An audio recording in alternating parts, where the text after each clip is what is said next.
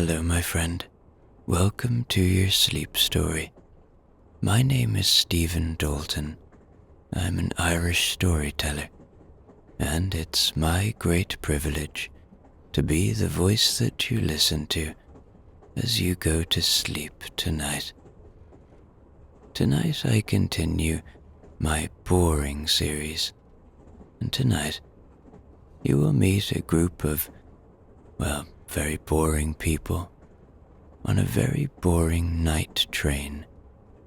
Probably the most boring night train in the world.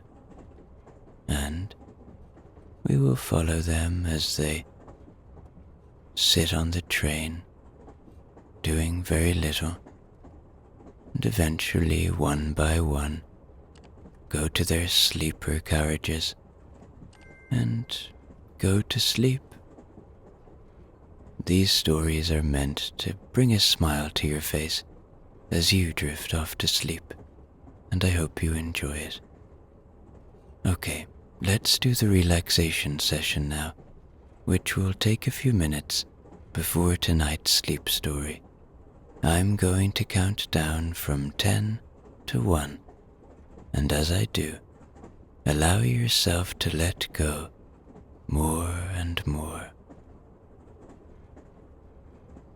10. Feel the support of the bed beneath you, or the floor, or whatever you lie upon tonight.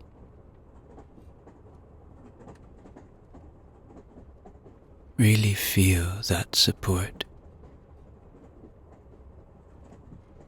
And beneath all of that, there is the support of the earth, our home, our constant support.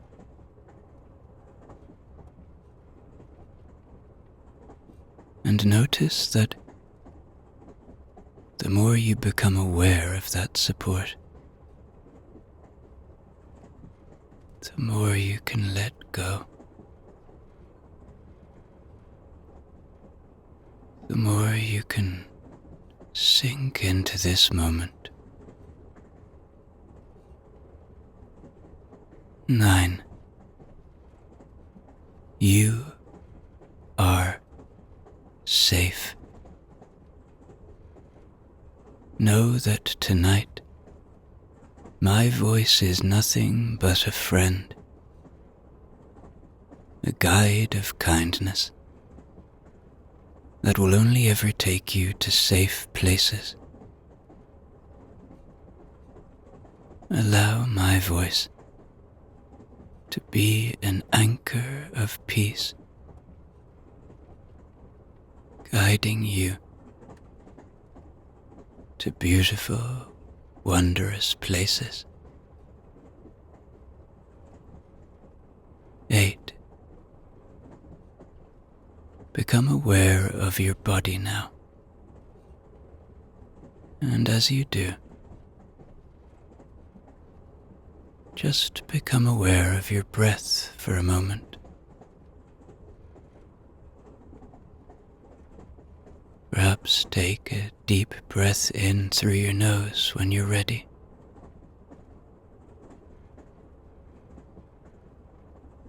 And breathe out when you're ready.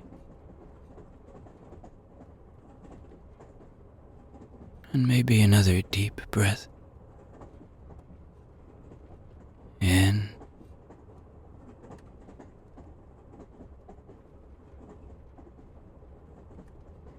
And out.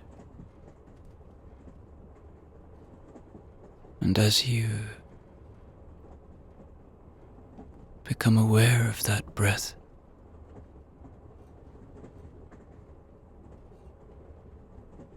and the breathing out, with each out breath, let go a little more. Maybe move through your body. Check where you're holding tension or pain. Maybe it's in your feet, your lower legs, your thighs,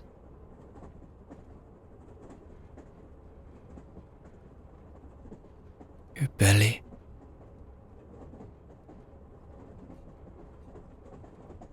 your chest,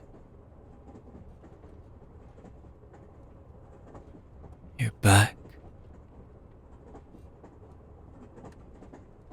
or shoulders,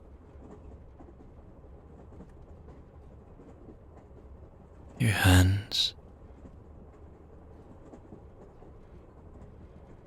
your arms,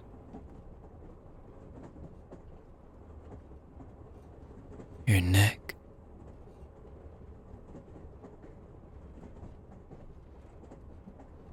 or maybe you're like me. Do you hold the tension in your face? Just let it all go now. 7. The day is done. Whatever has been, has been. Whatever will be, will be. Whatever thoughts you may be having, don't fight them. Just see them for what they are. Thoughts. A symptom of being human. And as they arrive, welcome them. And then just let them go. Watch them float away like leaves on a moonlit river, or clouds passing through a starlit sky.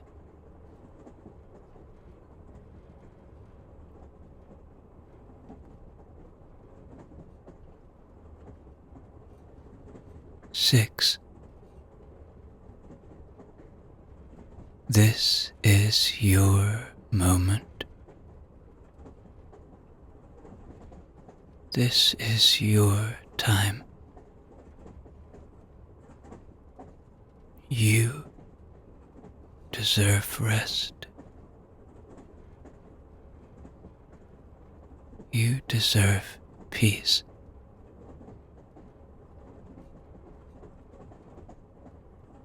There is nowhere to be now. Nowhere to go. No obligations. Absolutely nothing to do but settle into this moment.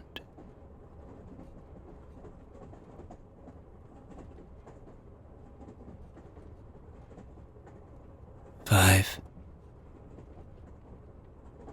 Peace lives within you. It is always there.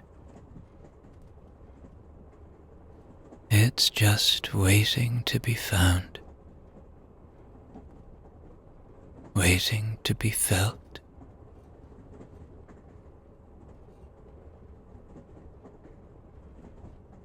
Maybe you can find it tonight.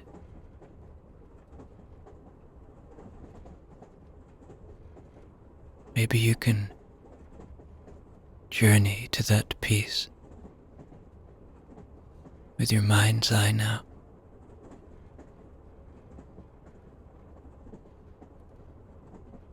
Maybe you find it in your chest,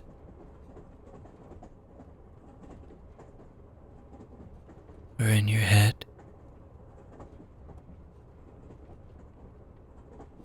Wherever you might find it, know that it's a constant friend. For perhaps feel a little gratitude now. Gratitude for the simple things, for the shelter you have tonight, whatever it may be.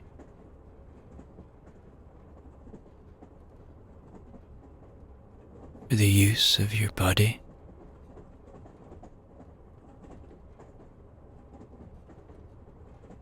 for the ability to just lie here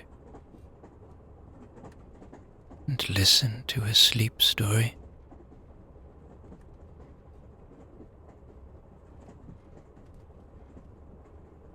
For those you love and who love you, know that you are loved, whoever you are and wherever you are tonight.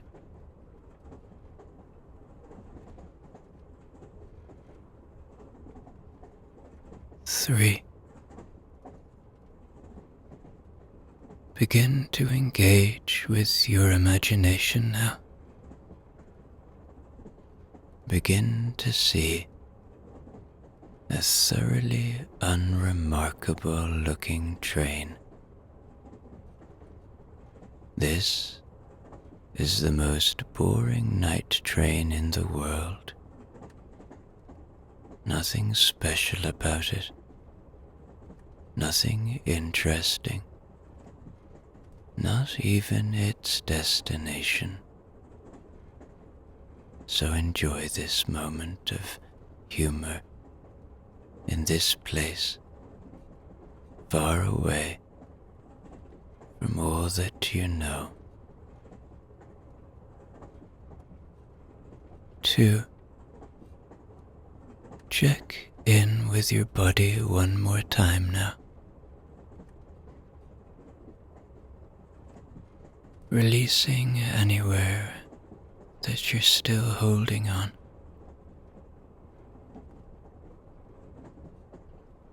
And 1. Completely letting go now. As I tell you tonight's sleep story. There was once a train. Some might say the most boring train in the world. How can you have a boring train, you ask? Well, it's not so much that the train had a personality that was boring. More so that everything that happened on the train was incredibly boring. All of the staff that worked on the train were, well, boring. All of the passengers were the most boring people that had ever gotten on trains, ever, in all of time, and by their own admission. So, allow me, if you will, to begin to tell you about each of these people aboard the most boring night train in the world. The train departed from platform 4 at precisely 10:04 p.m., a time chosen not because it was convenient, but because it had accidentally become the official time after a scheduling typo in 1973. No one ever fixed it. No one ever cared enough to. The yellow line on the platform had faded into a color that could only be described as not really a color anymore. The only person who had ever mentioned it worked for the railway paint department in 1986 and is now retired in Kent. When the doors closed, they did so in the slow, resigned way of someone agreeing to a meeting they didn't want to attend. The train moved forward at a speed that could best be described as eventually. Inside, everything had been designed to inspire mild, polite acceptance. The seats were covered in a fabric approved by a committee that had only ever once met and then decided never to meet again. The lights had two settings, on and very on. Mr. Benson, the conductor, appeared exactly on schedule, as he always did, holding his ticket puncture like a man who had long ago accepted his destiny. He didn't smile, but then again, neither did anyone else. It wasn't that kind of train.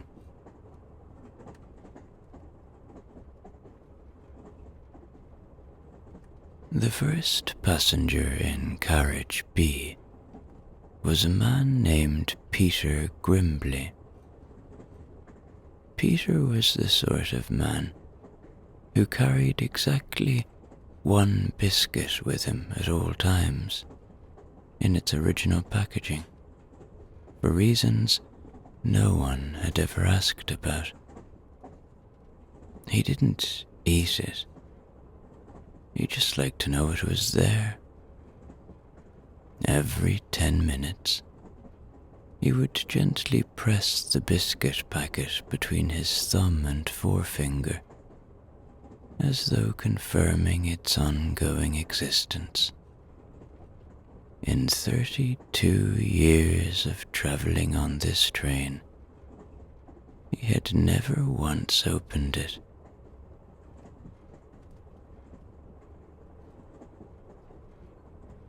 Directly opposite Peter sat Mrs. Celia Moth, a woman whose idea of adventure was slightly adjusting the angle of her reading glasses.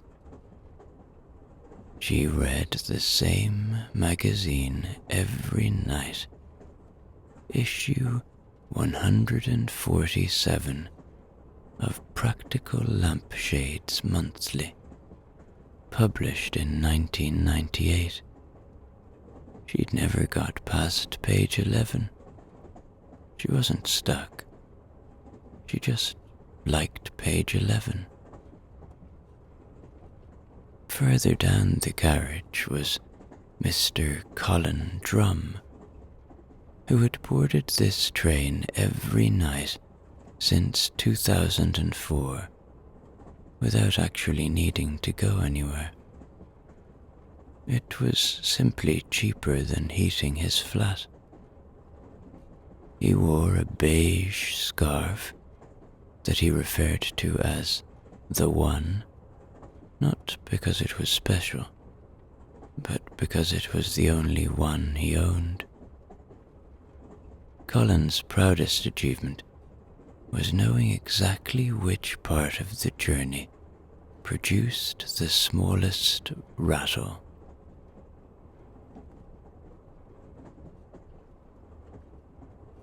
In seat 22A was a woman named Barbara Griggs, who was knitting a beige rectangle. No one, including Barbara, knew what the rectangle was for. It wasn't a scarf. It wasn't a jumper. It was just the rectangle. She had been working on it for 7 years, and the length had recently reached what she called a promising stage.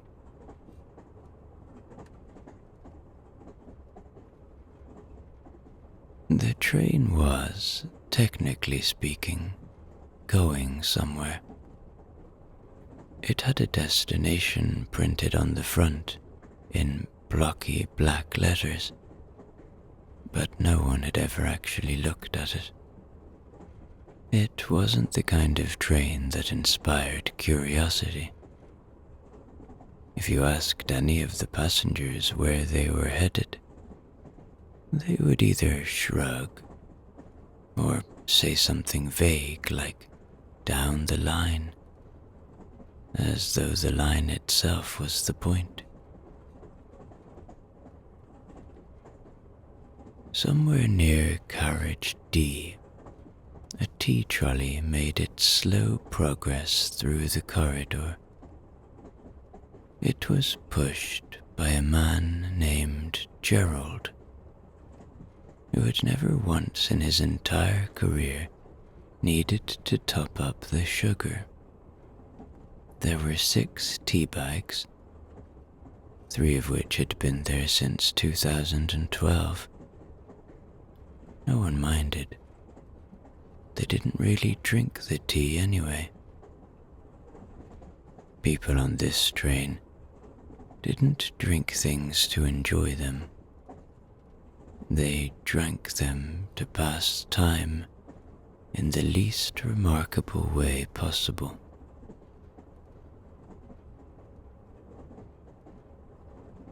Gerald's trolley had a slight squeak in its left wheel, which occurred every 5.5 steps.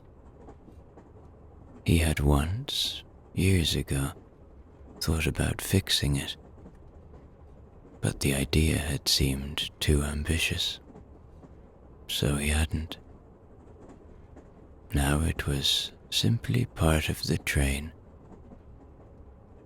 People barely noticed it, except for Peter Grimbley, who gave it a small nod each time it passed, as though acknowledging an old acquaintance.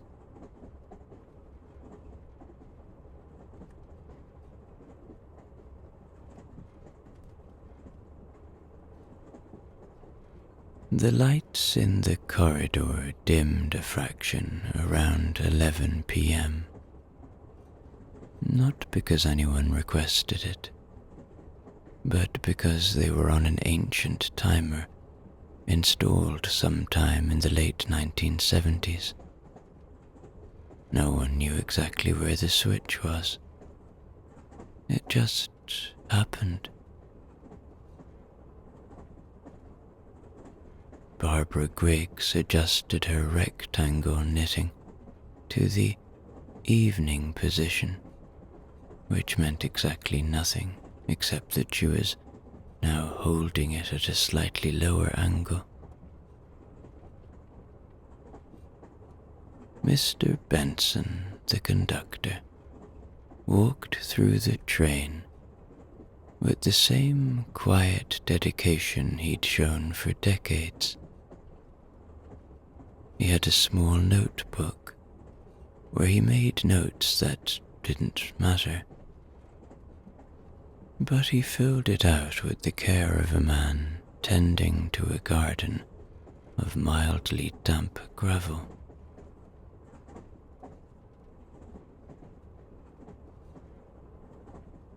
The train itself was long, but not so long that anyone ever got lost in it. It had 5 main carriages, two of which were lined with rows of standard seats, one that held the buffet and the trolley supplies, and two sleeper carriages with narrow, softly lit corridors. The whole thing gave the impression of something that had been built a long time ago, and then carefully maintained just enough to keep going. The walls were covered in a kind of beige paneling with a faint pattern that might once have meant something but no longer did.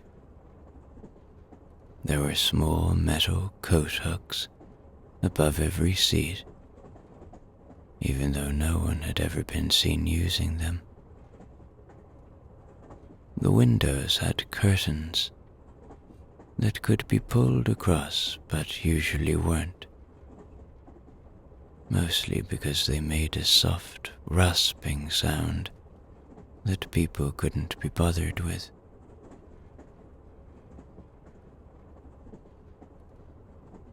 The sleeper compartments were arranged in a neat row, each with two bunks, a little shelf, and a fold-down ladder that always creaked in the exact same way.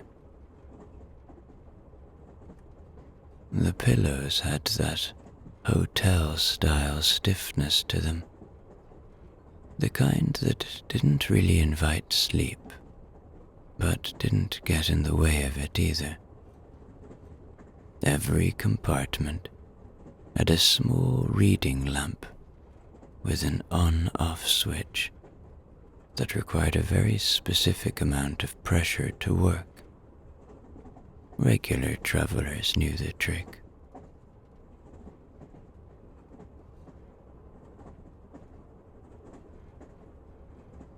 Somewhere near the front, the buffet counter still had a faint smell of tea that had been steeped for far too long, and coffee that no one had actually ordered in years.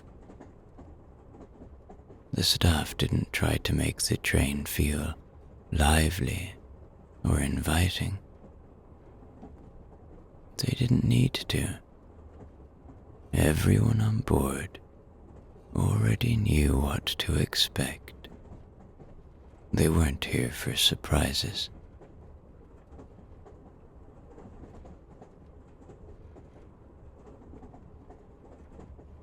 Among the new passengers that evening that had never travelled on the most boring night train was the Barlow family, who had spent the entire time on the platform carefully comparing their seat numbers to the diagram on their tickets.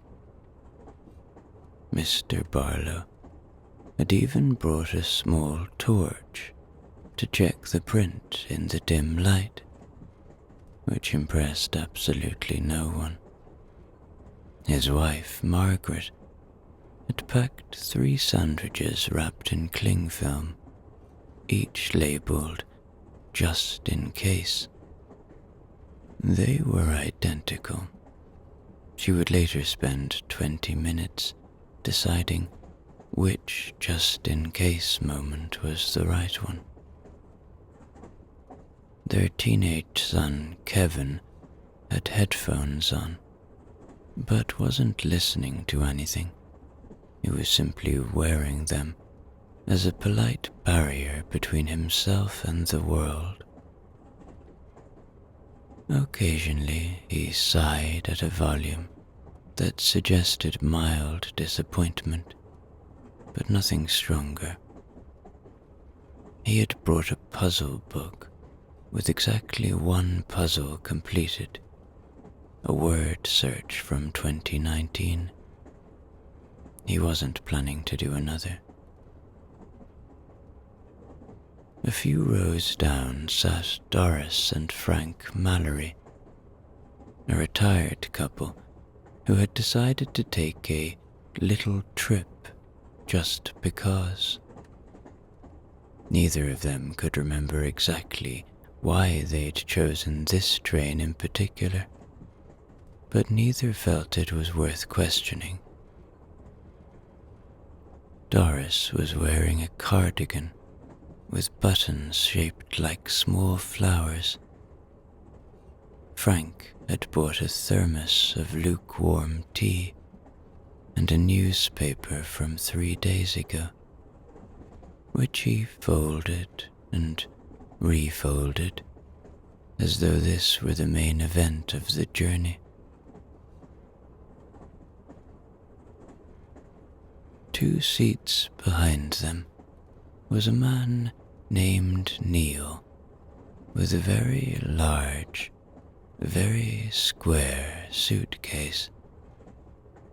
He had insisted on keeping it on the seat beside him, despite there being overhead racks that would have fitted perfectly. When asked why, he simply said, "I like to keep an eye on it," as though anything of interest could possibly happen to it on this train.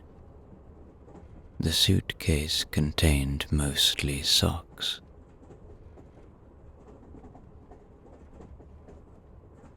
Further down the carriage was a young couple, Allison and Jake, who were taking their first night train together. Allison had packed an entire picnic for reasons she couldn't fully explain. Jake had brought a travel pillow that was far too big for public transport. They were both determined to make the journey an experience, but already, 20 minutes in, they had run out of things to say. They would later spend 2 full hours talking about whether the light above their seat was too warm or just warm enough. Across the aisle, a woman named Marjorie was knitting a jumper for a dog she didn't own. She wasn't sure why she'd chosen a dog jumper. She didn't have a dog, or know anyone with one. It had simply seemed like a sensible project. Her wool was the exact shade of oatmeal.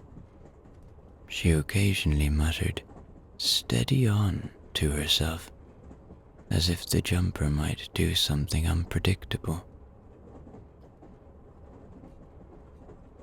In seat 34 sat Trevor, who had brought a small notebook and a pen, but nothing to write about. He opened it every 10 minutes, nodded to himself, and closed it again. At one point, he drew a straight line across the top of a page, which he seemed quietly pleased with.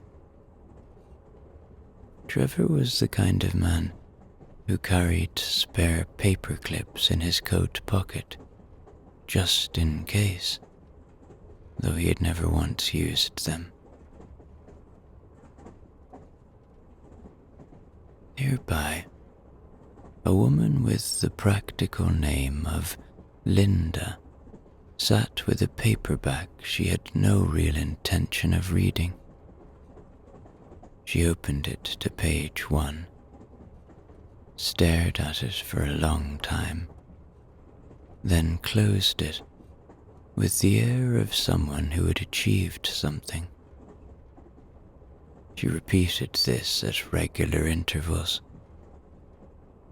If anyone had asked her what the book was about, she wouldn't have known.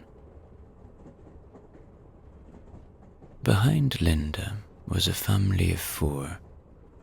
who had brought matching neck pillows, matching water bottles, and matching expressions of quiet resignation. The youngest child, around 8 years old, had declared this journey the longest train journey in the world, after roughly 9 minutes. His older sister was determined to look unimpressed by everything. Their parents spoke in that calm, measured way parents use when they've already accepted that bedtime won't go well.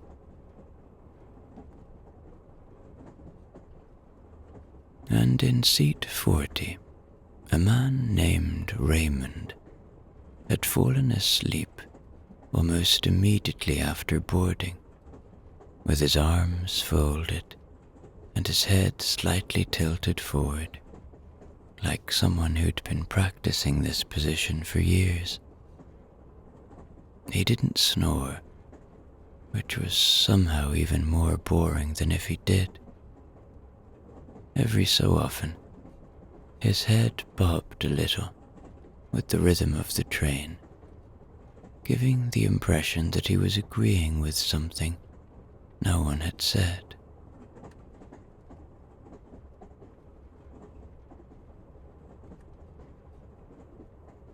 Around 11:30, Mr. Benson gave his customary nod at the carriage clock, which had been 5 minutes slow for 15 years. This was the unofficial signal that passengers could begin their quiet migration toward the sleeper compartments. No one rushed. Rushing didn't belong on this train. People simply gathered their things in the slow, orderly fashion of people who have nowhere else to be.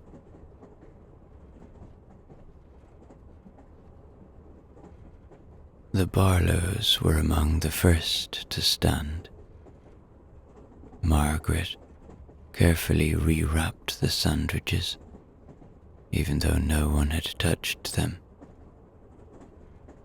Mr. Barlow folded the seating diagram, as though it might one day be of historical importance. Kevin sighed, as he did at every transitional moment, then stood up and followed without comment. The family moved down the aisle in a line so straight it looked rehearsed.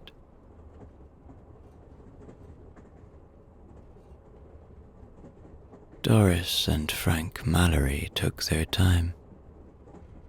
Doris placed her cardigan neatly over her arm, despite the fact that she'd need it again in approximately 5 minutes.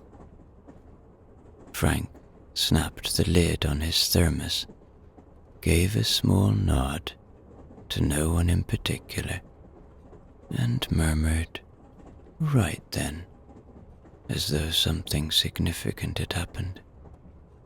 It hadn't. Neil, still devoted to his enormous suitcase, dragged it down the aisle with the determined pace of a man moving furniture no one else had asked for.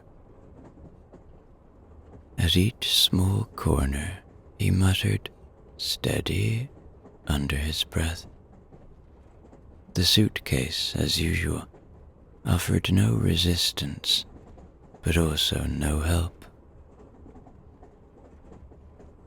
Allison and Jake lingered. Jake tried to fold his oversized travel pillow in half. It didn't fold.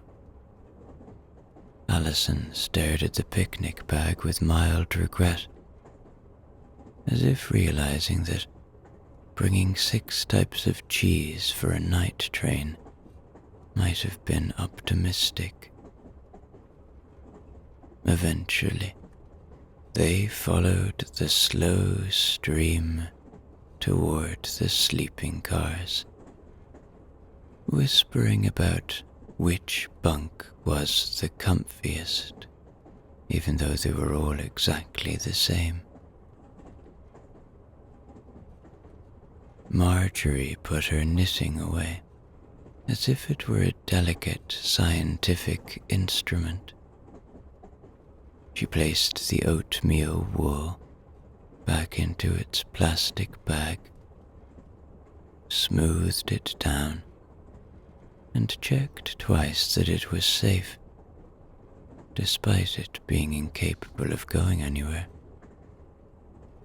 She then set off, with the quiet dignity of someone escorting an imaginary dog.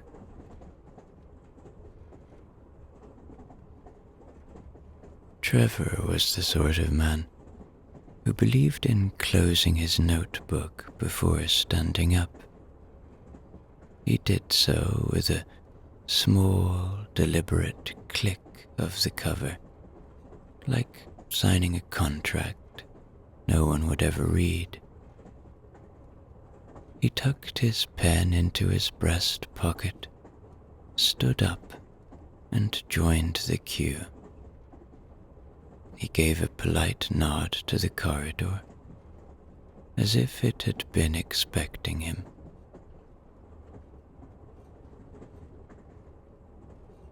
Linda carried her unread book like a prize she'd won for participating. She didn't put it in her bag, just kept it in her hand, as though someone might ask her about it at any moment. No one did. She walked slowly, reading the compartment numbers with the concentration of someone who had already forgotten which number she was looking for.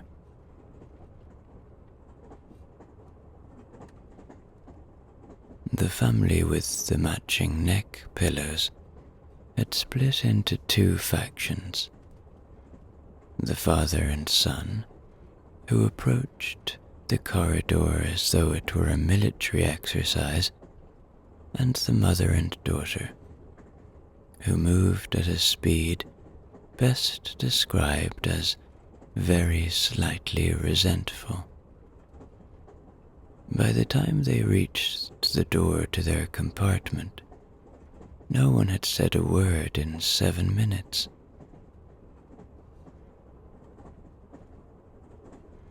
Raymond remained asleep until the gentle movement of everyone else passing by woke him just enough to lift his head. Without saying a word, he unfolded his arms, stood up, and walked straight to his compartment, as though guided by some deeply boring instinct. He was asleep again before the door even clicked shut behind him.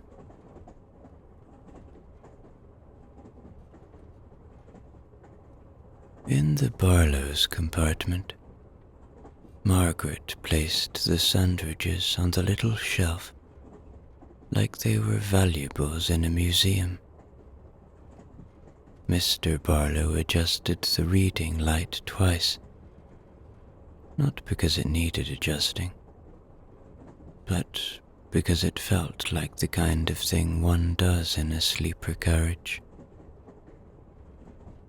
Kevin climbed onto the top bunk without looking at anyone, plugged his headphones in with no sound playing, and stared at the ceiling like it owed him an explanation.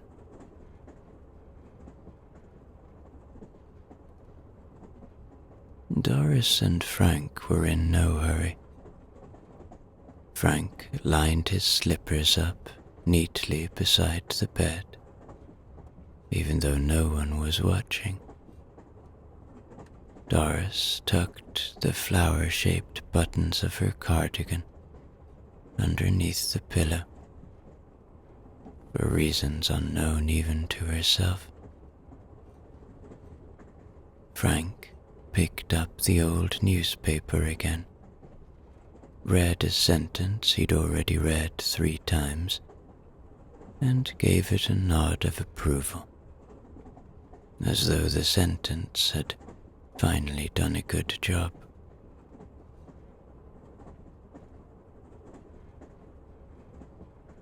Neil placed the large suitcase at the foot of the lower bunk.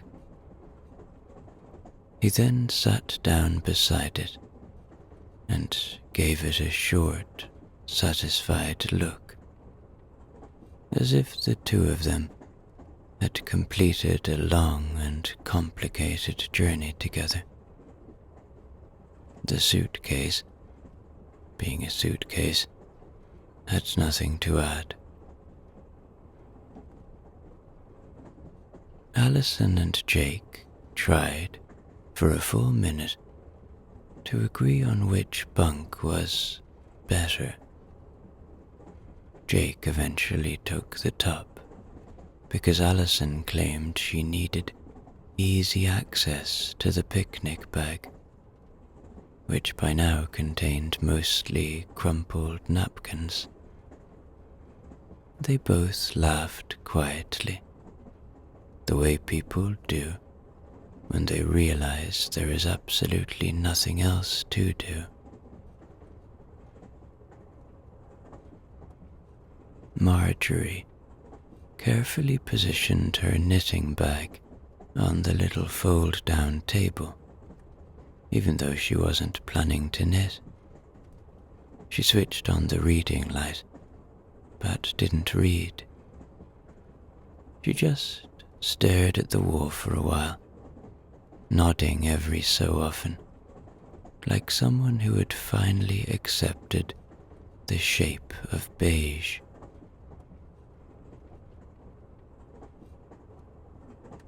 Trevor opened his notebook again, drew a small tick on a blank page, and closed it with the same precision as before. Then he lay back, hands folded neatly on his stomach, as though waiting for a very mild event that would never arrive. Linda flipped open her paperback to page 1, stared at the same opening sentence she'd looked at earlier, and closed it again. She turned off the light, lay down, and gave a quiet sigh that sounded exactly like someone settling in to think about nothing at all.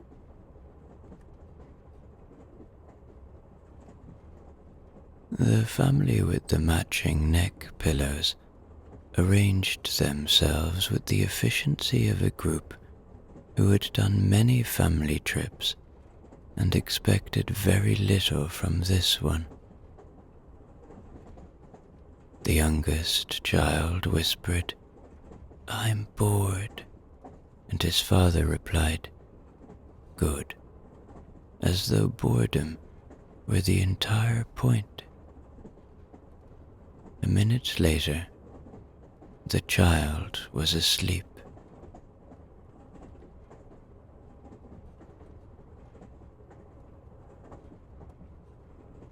Raymond was already snoring softly, but in a way that somehow made no real impression on anyone. It wasn't the kind of snoring that disturbed. It was the kind that just existed, like the low hum of the train itself.